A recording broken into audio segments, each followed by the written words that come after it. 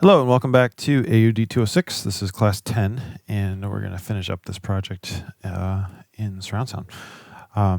So again, I just want to remind you that we only distribute our classes in stereo because there's not really a good multi-channel, but we'll use this level down here to kind of show things pan around. And I just want to give you the tools so that when you guys have to do jobs in surround, you have that kind of language to use. So one of the where we left off last week, we had sent a couple of things to a surround reverb, and then we kind of established our bass sound here. So just play this again to remind ourselves.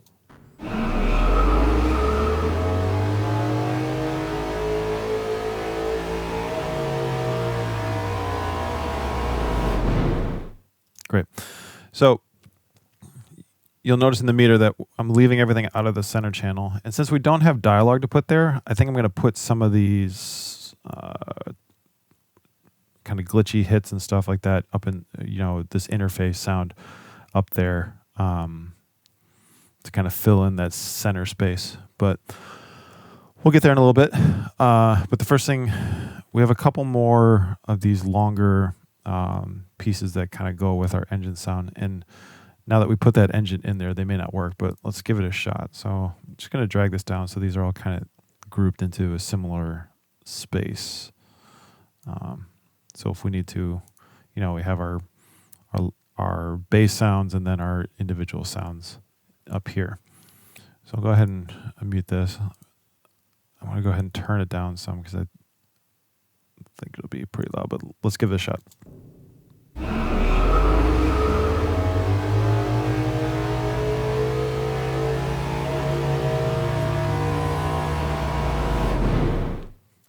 So it adds a little bit of a texture, just to remind ourselves of what it sounded like. It's a servo engine wind up. We gotta mute our reverb.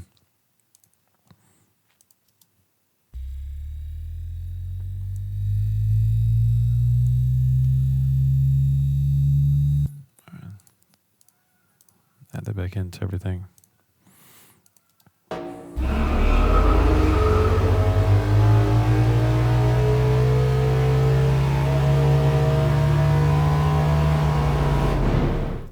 Yeah, I don't think we need it, to be honest with you. But I'm not going to get rid of it. I'm just going to mute it, which is Shift M on your keyboard.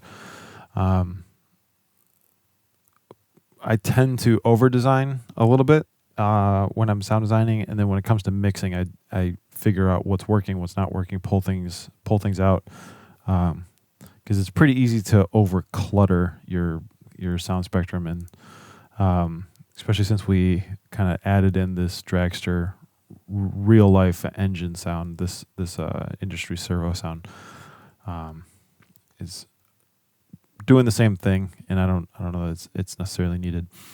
So we got that, and then there were a couple others up here. So let's get these a solo.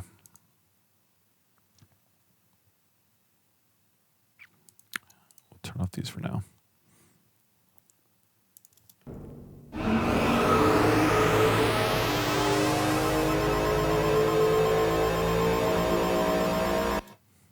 So which one was this?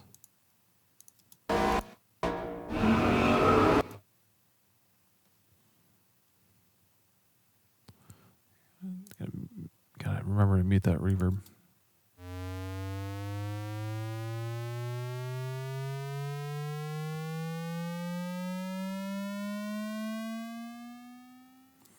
Yeah, that may work. That might not be needed anymore either.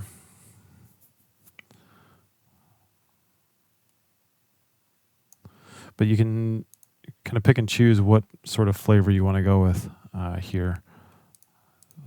Give these a look.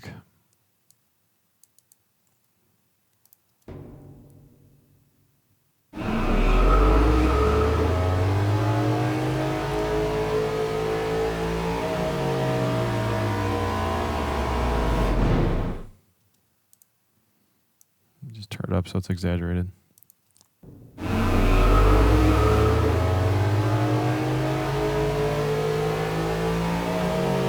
Yeah, that might be fun to kind of transition into that once we get our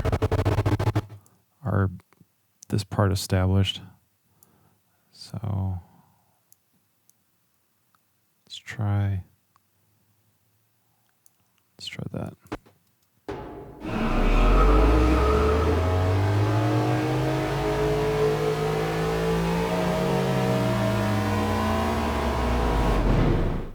Yeah, I think that works pretty good. Okay, so next we got all of our kind of glitchy effects type stuff, and I just want to be pretty sparing about where we use those. So let's take a look at this first element here, these first three. So I'm going to mute that reverb. Turn these guys off. I feel like the bass sound's working pretty good. So these three.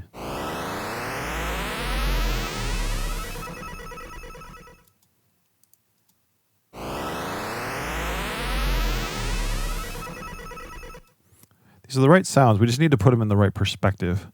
And again, I'm going to use reverb to do that, but a little bit of volume manipulation as well. So that first kind of opening up. But we definitely need to hear it over what's going on down here. We have quite a bit of density already. So I'm just going to go ahead and listen to how this is sitting in the mix before we get too deep into this. So just keep those muted for now. All right, so how is this working? Okay, so we got some room up there, meaning they're cutting through pretty good already.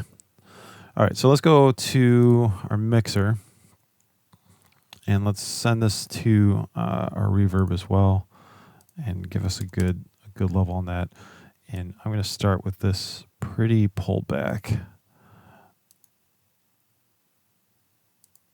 You can also achieve this a little bit with EQ by rolling off some of the high end. That'll give it a little bit of perspective. But I think the reverb's going to achieve that as well. All right, we'll set these to pre-fader. All right, so let's give that a listen. Okay, so definitely want a little bit more of that. Coming through.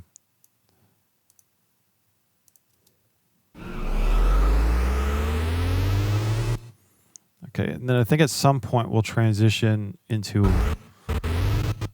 it sounding cleaner. So we can do that with automation. We can actually automate how much we're sending to the reverb. So go ahead and drop this down. And under send output level, this is an automatable parameter. And so once we get to about there, we'll lower that down. Because I want it to sound like it's getting closer. And less reverb tends to do that for us. So just kind of match these up. Then we'll also turn the volume up as it gets closer.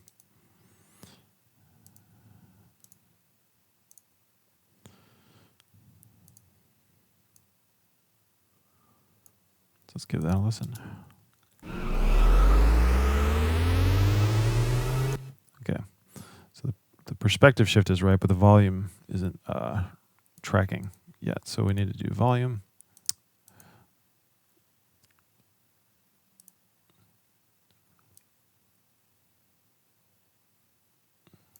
Give a nice little push.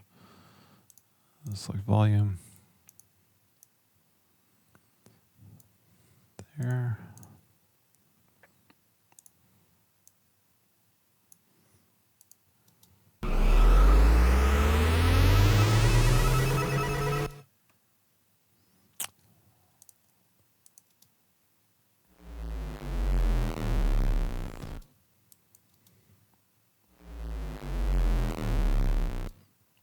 So we want that to peak right when it comes past us, right there. Probably the same for these other ones.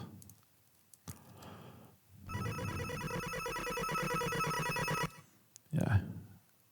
I think this is the one that I can actually start quite a bit lower. Let me just mute these other pieces going to the reverb for now, so we can hear what the reverb is doing.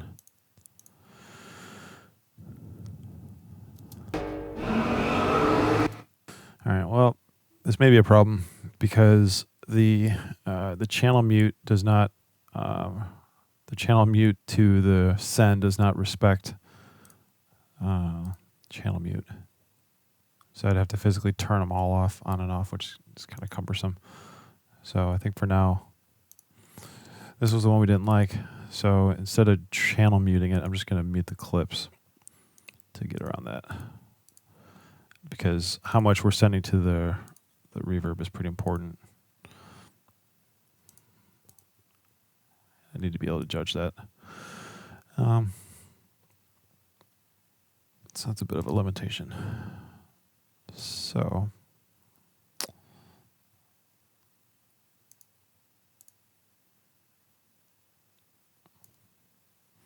right, so we can just shift and mute these temporarily.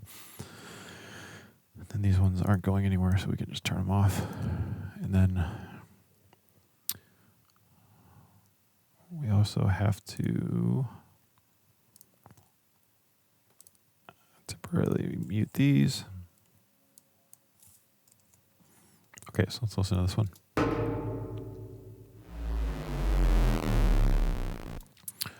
Yeah, I think we can actually send a little bit more of that to the reverb. So we push this send up. Yeah, that's what I'm looking for. And just fade it up just a touch more.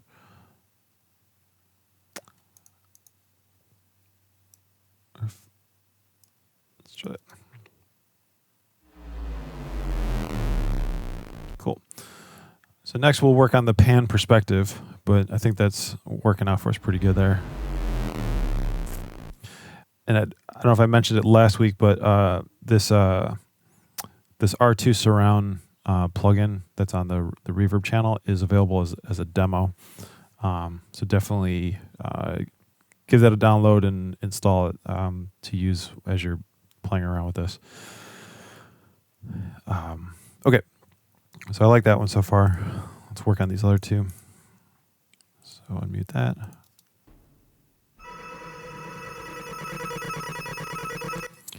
All right, then we need to transition back to the reverb after this. So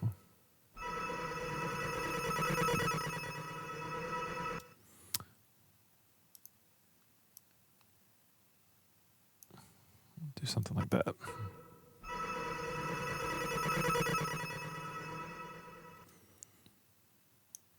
We could probably fade out completely once it's passed.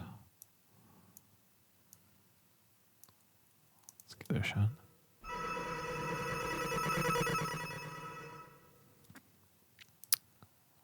A little bit more.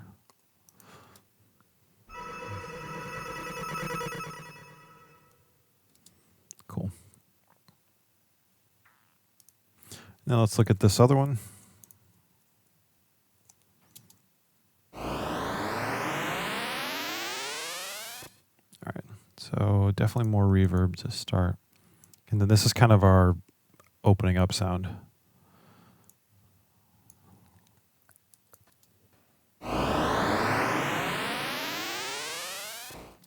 I think we can fade out of this sooner too.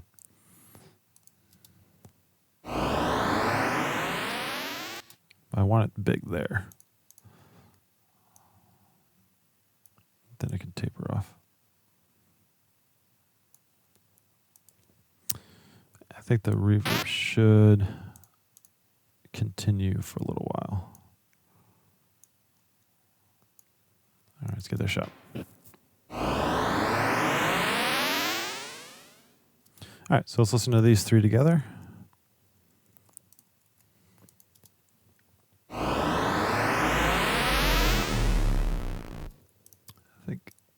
this should just come up in the mix overall.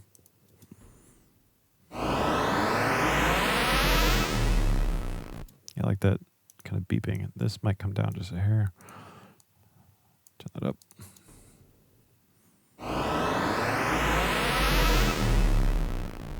Okay, so let's work on the surround panning.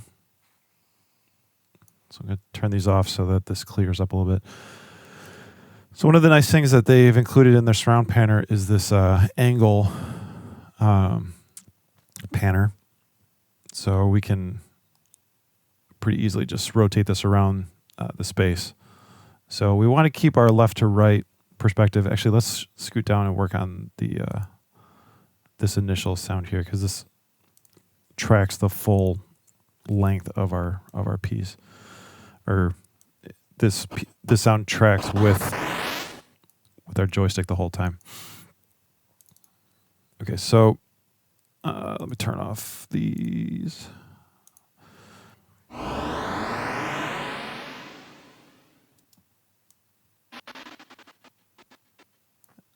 think I actually want to extend that past here a little bit more. So we adjust our volume curve again and our send level.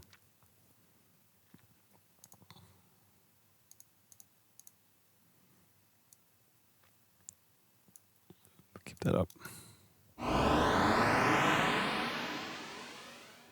Okay, so let's work on panning this around a little bit.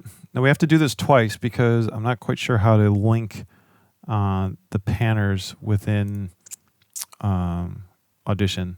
I don't know that you can. So these two panners, we need to basically have them do the same thing. So I'm going to narrow the spread on this to 0 so we can drive this around a little bit. And but I'm not going to automate that. I'm just going to keep that centered up, basically making it mono. But then I want to adjust the pan here, and we'll start with it coming out of the left side, the left channel, and add a keyframe. And then we want to pan it around the right and into the right surround by the time we get to here. So if I shift this around to right, you'll see it's 110 degrees. But to get it to rotate around the front, if I set this to 110, which I think is down here, positive 110. Where is it? There it is. You'll see it actually goes the wrong way. So to fix that, wherever our midpoint is,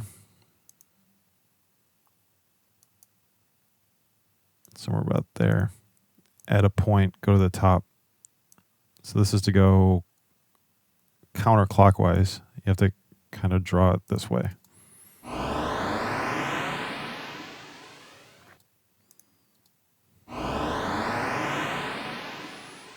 Now you're not hearing much of an effect because I'm doing it to the channel. And you'll notice in the mixer here, it's not changing there. So we need to do the same thing to our send panner going to the reverb. So remember we changed the spread to 0. Just give myself a little bit more room, and then we started this out about -30, and then we'll take a look at the panner angle of the send. Just make a few points.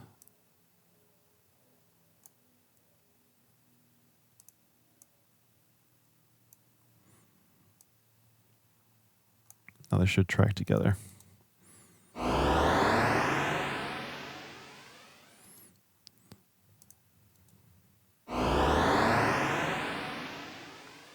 So you see it's pushing pretty hard in the right surround. Tracks over there. I think I'm going to slide these down just a bit.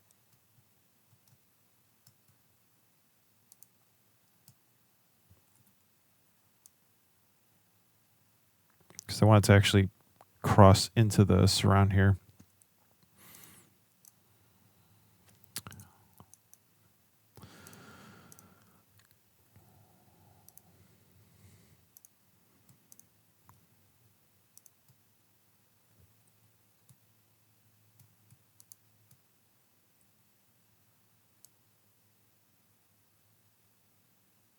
All right, let's try that.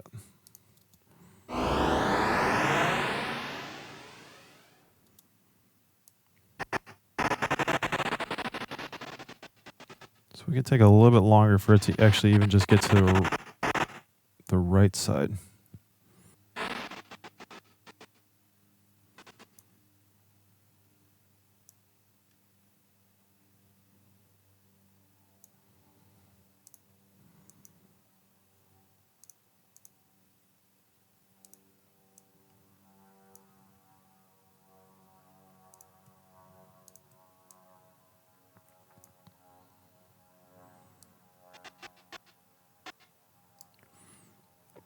Just going to put a little dip here so that we're kind of full right speaker before we go into the surround when it's on this frame.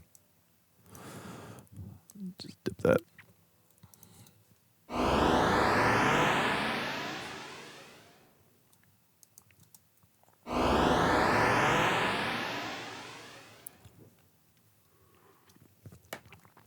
Cool.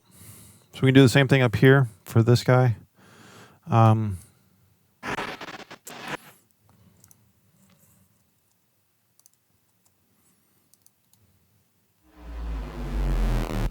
So this, I'm just going to kind of manually keep it over here, and then I'll do the same for the this surround panner or the reverb panner. If you move this in, it kind of spreads it around more channels. So let's give that a shot.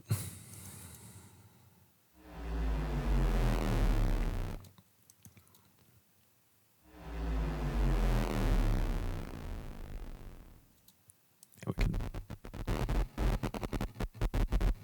can fade out of that a little sooner.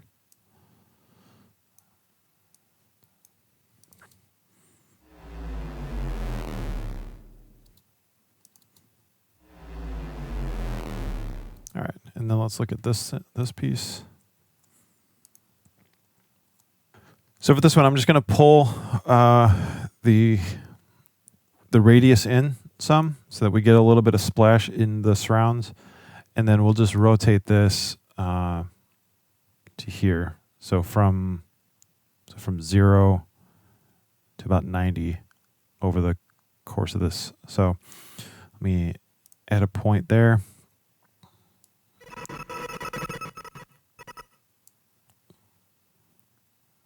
Here we want this to be plus 90, so we can just do something like that.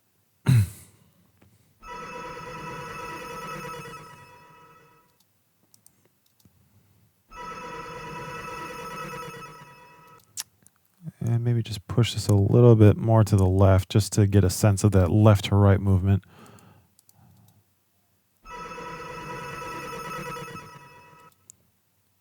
Feels pretty good. I'm going to move these down just a hair, give it just a little bit more time to develop. Something like that. All right, so let's give these a listen together.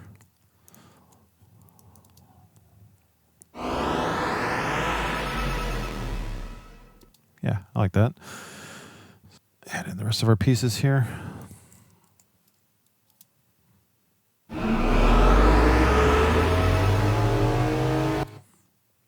I think these can just come up some.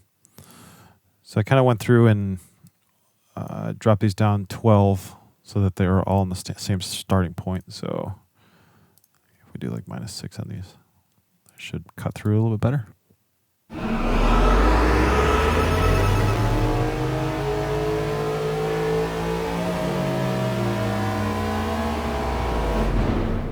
Cool. All right, so let's add this one in. Let's see how this one's sitting.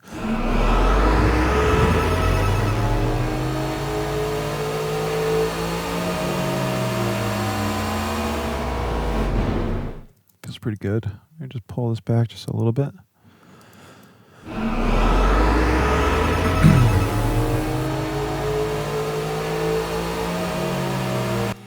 right, we got a couple more. So let's look at this one.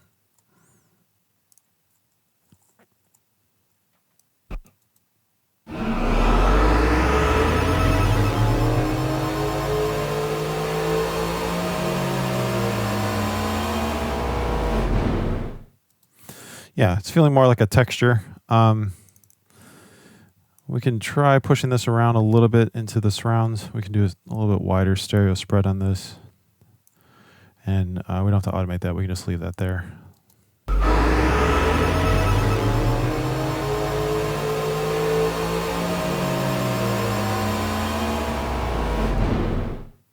Yeah, I like that. Just kind of opens up the field some. So we got these two complement each other. Those are working pretty good. We got one more here.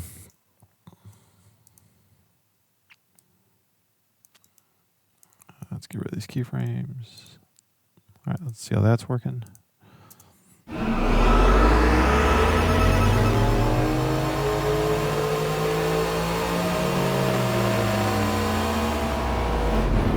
This just feels like a little bit of grit and a little bit of noise on top. We can push that pretty wide as well. We can even throw those in the rears just to give some kind of sparkle interest back there.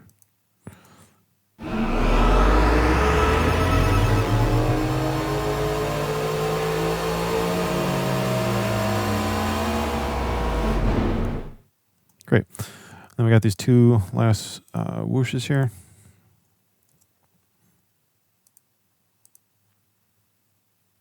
Let's see how those work.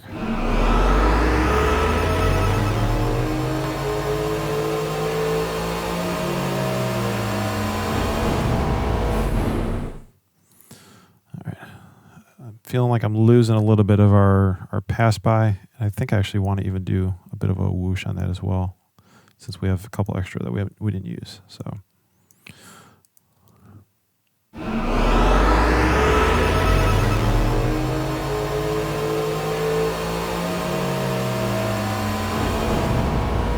Yeah. So let's grab one of these guys.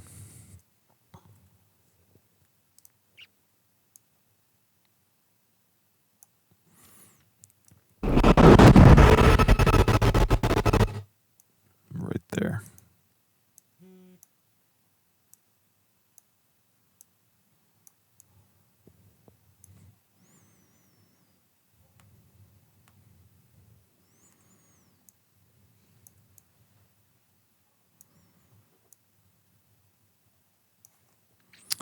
Probably want to put that in a surround channel as well. Yeah,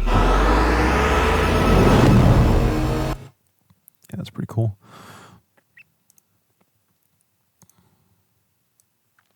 Where's this one hit? It's a little bit more center. So we can use the same track for that. We'll just use our angle again. And pan the swoosh somewhere about there. So that's 90. And then we want to bring this back to about 0.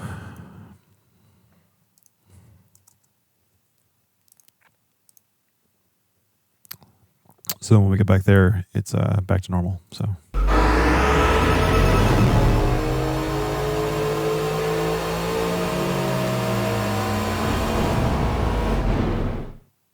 Yeah, it's feeling pretty cool.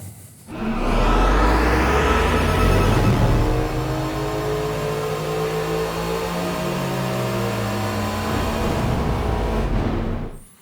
think we can modulate this sound a little bit more up and down. When it first comes in, I think we should really get a good sense about it.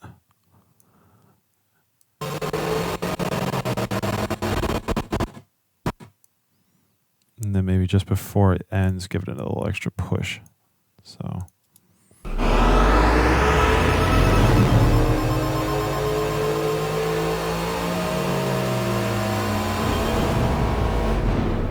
Yeah.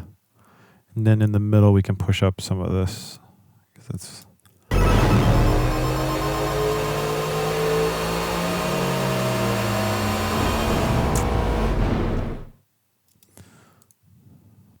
make this a little bigger so we can get a sense about what this would look like on a screen.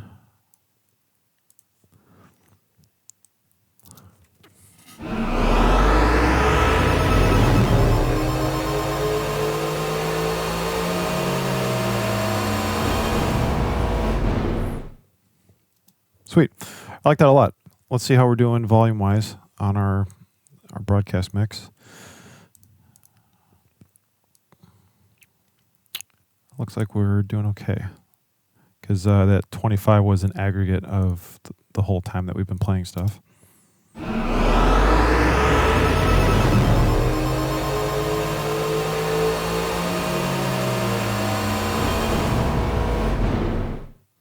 All right, so this is pretty helpful because it shows you we're a little too big in that first pass by.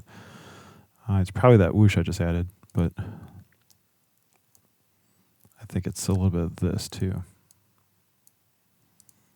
So this is kind of the point where you don't want to compromise your mix too much. And so if you need to pull the overall level down, you can do that.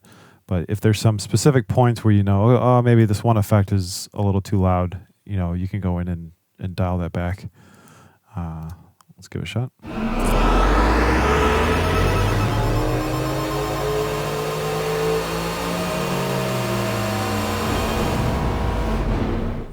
Yeah, so I miss that intensity of that thing sliding by us.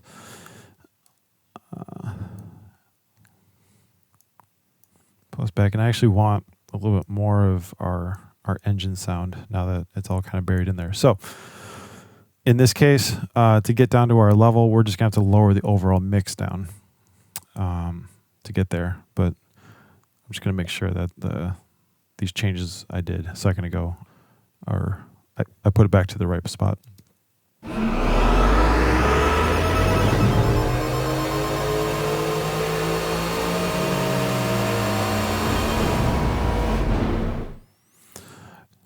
So from an audience perspective, you don't necessarily want to lose too much of that energy in this middle section, and that's some of this sound here, as well as this. I might not quite dip this down quite as much as well. So let's take a look at that. And then on our sound effects mix bus, let's drop it down 5 dB to see if that gets us closer to where we need to be. So here we go.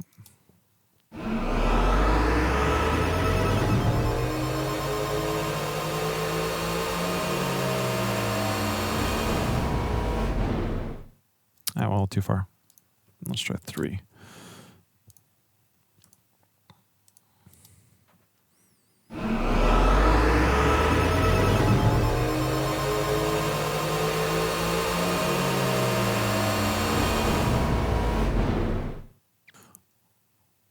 That's pretty good, I would say. Let's make sure we're in the right setting here. Let's go back to 1 minute.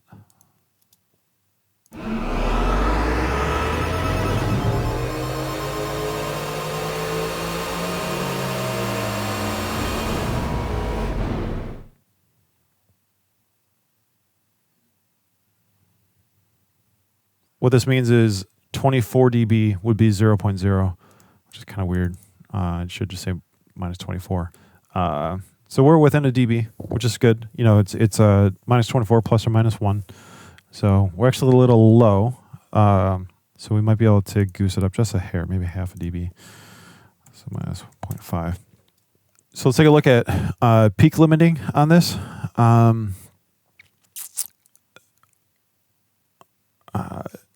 Adobe includes a hard limiter, which will work fine for this purposes. And this is a case where you need to check your broadcaster's broadcast specs, because everyone's going to be a little different. Some still want a minus 10 peak. Some are okay to minus 4. It really depends broadcaster to broadcaster what your peak limit is. Everyone has standardized to the average loudness thing, but some people still want a -10 peak.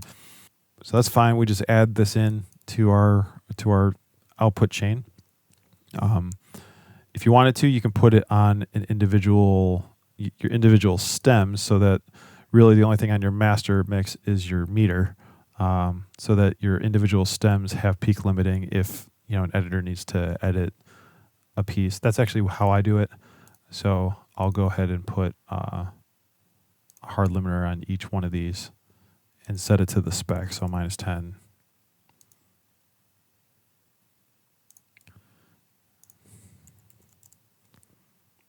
-10 and then -10. And then since each one of these are feeding into the mix, the overall is limited correctly. We can drop in we can go back to that span meter and look at the peak on this as well. And this meter will actually show our 5.1. So I'm going to switch it back over to this OKFS so it actually shows the actual number of what's going on. And then let's give it one more listen.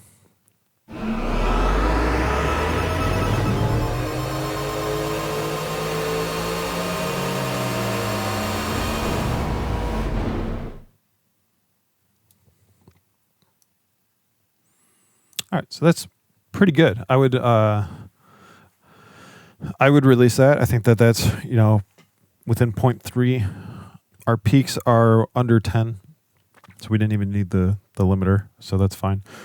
We don't have any like strong click sounds or any strong snare drum hits, stuff like that. So most of these are smoother tones. All right, so now let's look at sending this to web now that we have a decent surround mix that we like. So we're going to use our peak limiter in this case one more time. We'll use it to make up some gain. And this time I'm going to set it to -0.5. And then we already have a 12 dB boost coming into this channel. So we may not need any more, but we'll use the LKFS meter again. And what seems to be happening is people are gravitating towards -16 for web.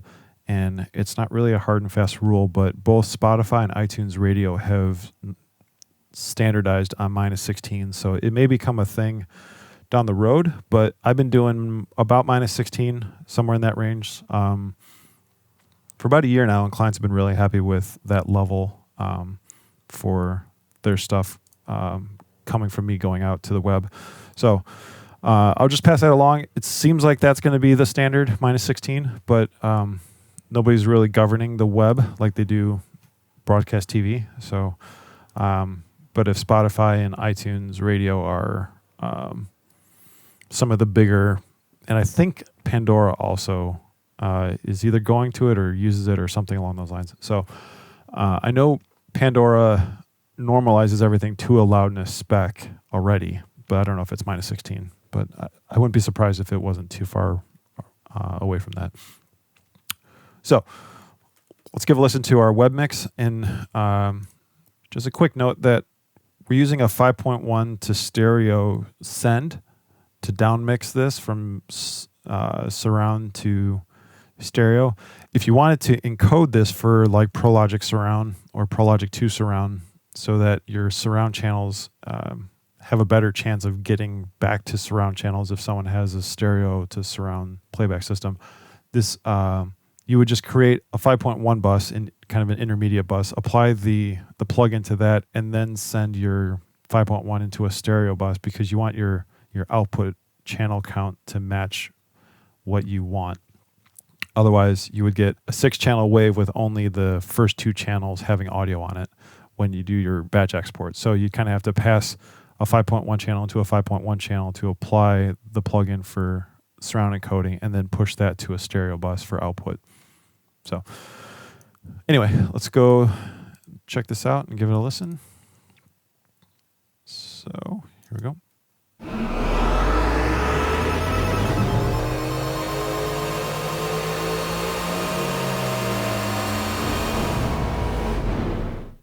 All right, so we're a little hot. We can come back about 4 dB.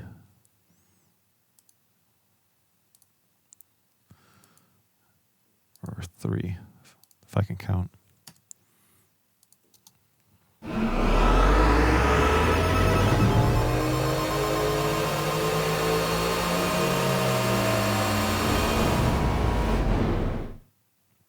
Yeah, so that works good.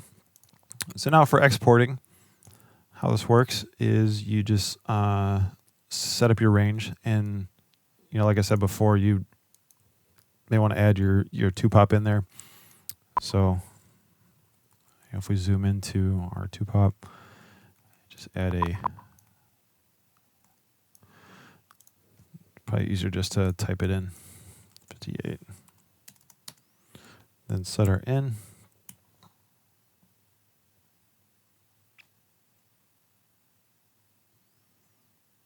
Then we'll go to our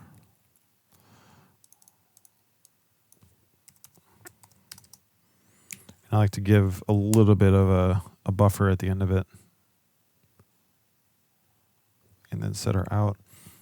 So now when we go to export, multi-track mixdown, time selection, and then we'll change this to class 10, and then I already set up an export folder, so that's fine. So here's the important part. We'll go down to this mixdown options, and we'll unselect the master, but we'll go down to here, and we're going to batch export all these other channels. This little eye pops up, and it's going to say exporting multiple sources will append each source ID. So these IDs right here, VO, music, sound effects, mix, web, to the end of the specific file name. So I will typically put like surround VO, surround music, surround sound effects, and then surround mix into the track name, so that ends up in the file name as well. And then this will be stereo music or stereo web. So now we go back there. Time selection. Keeps liking to put that mix down on there. Export change. So now we have these will show up in the file name now. So hit OK, hit OK. Let that export out.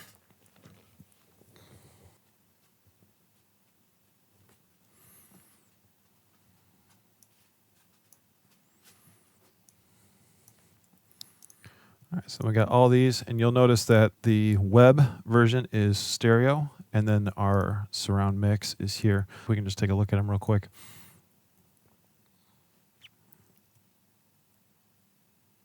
So you see our web version is quite a bit louder than our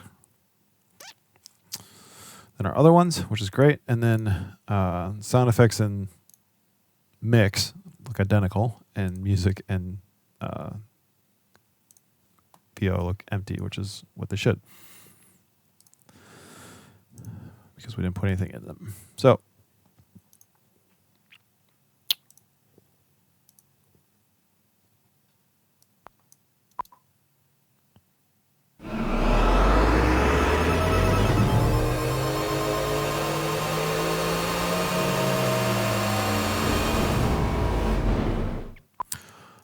so one thing I'll reiterate, I don't think I stress very much, is that when you're sound designing, I knew that we were going to be doing this for 5.1, which is why I intentionally created that bass drop so that we could add stuff into the sub.